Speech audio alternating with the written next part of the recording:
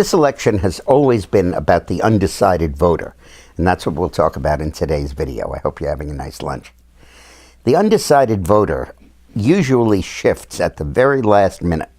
They usually tend not to say who they're for early on, but then at the last week or two shift, and it is almost always, in fact always is, against the incumbent.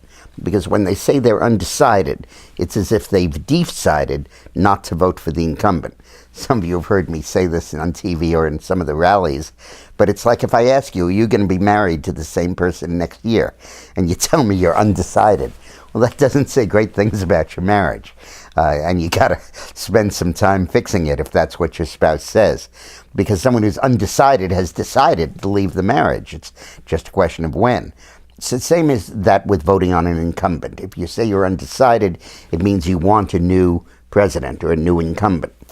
Now, one of the best examples of that occurred in 1980 when another Democratic president ran for re-election, and it was the last time a Democrat lost, Jimmy Carter for re-election, Jimmy Carter against Ronald Reagan. On September 15th, the Gallup poll had the race tied 39-39. There was a third candidate, John Anderson, who was getting 8 or 10% back then. Then in early October, Carter moved out to a lead, 44-40. 44 for Carter, 40 for Reagan. On October 27th, only a week before the election, Carter expanded his lead to 46-39, a 7-point lead. And then it fell apart. In the poll the day before Election Day, Reagan was 3 ahead, and on Election Day, Reagan won by 9. Why? The undecided voter, who had previously said, I'm undecided, had in fact decided not to vote for Carter, and it took a little while for them to get up to the point where they'd say they'll vote for Reagan. Why did it take so long? Why didn't they do it earlier on? Well, think you follow politics because you're watching these videos. But think if you weren't really a football fan, and pro football, and you didn't really follow it much.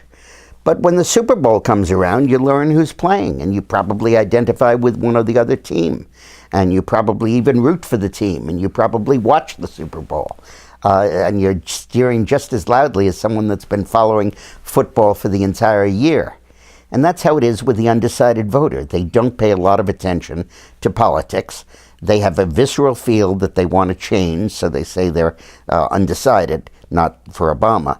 And then at the very end, they get involved and they choose a candidate and they end up backing that candidate. And that's how it is with the undecided voter.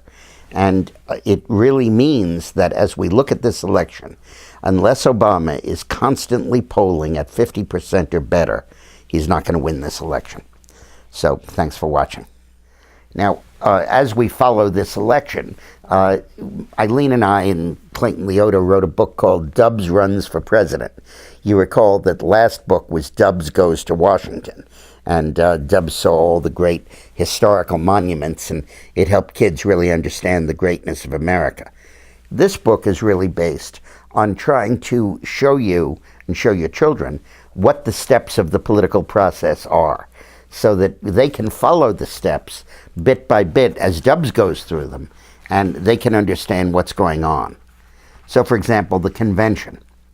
All the nation's dogs stayed up very late to watch the canine party choose its final candidate. Dubs appeared in the huge convention hall and spoke at great length of his promises for all. I pledge, he said, to give one and all your very own yellow tennis ball. And dogs should be allowed, Dubs then said, to sleep with their owners right on the bed. So you can explain to your children what the conventions were about in walking them through what Dubs is doing as he runs for president.